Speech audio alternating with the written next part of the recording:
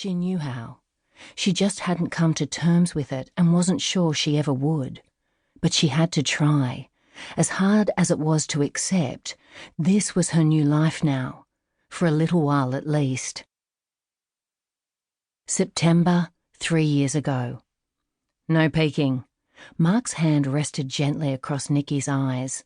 The warmth radiating from his body as he pressed against her back enveloped her, and he directed her towards the balcony of his fifth-floor apartment.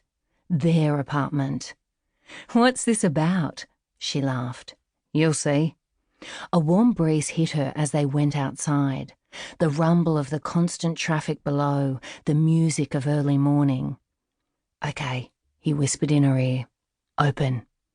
On the small glass table in the middle of the balcony sat a laptop with a fat pink bow stuck to its top. "Happy 6th anniversary." His grin revealed dimples that gave her goosebumps. Man, she loved those dimples. "I thought moving in together was our 6th anniversary present." She hugged him tightly. "It is, but this is just a little something extra.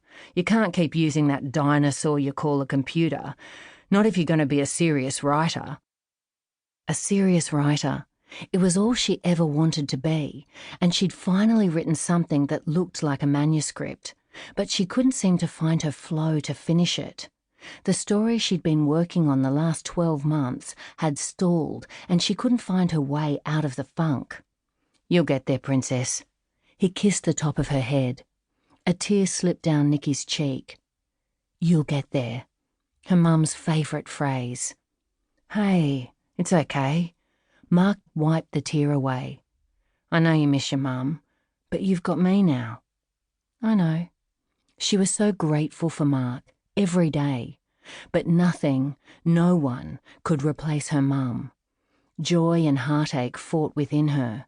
6 months with Mark, 6 months without her mum. "Why don't we head down to the park after breakfast and you can take your new toy and see if inspiration strikes?" Mark cooked up a delicious meal of eggs Benedict and smoked salmon and made a thermos of hot chocolate for Nikki to take with her.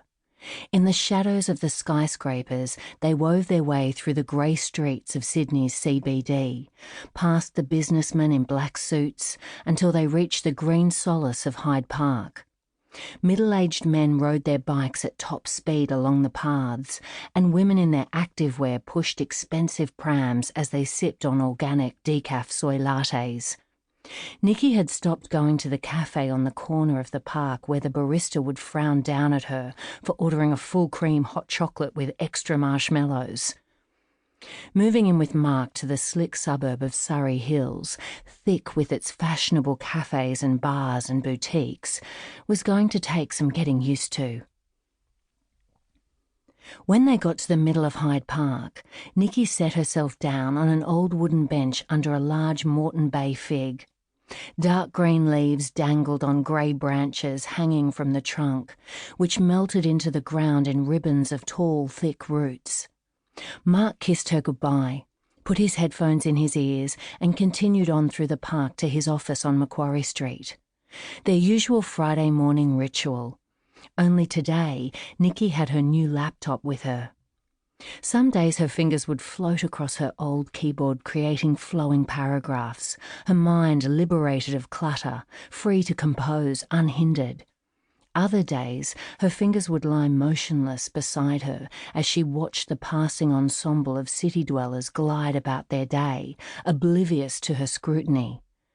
Then, later that evening, all the images and sounds and smells would transform in her mind.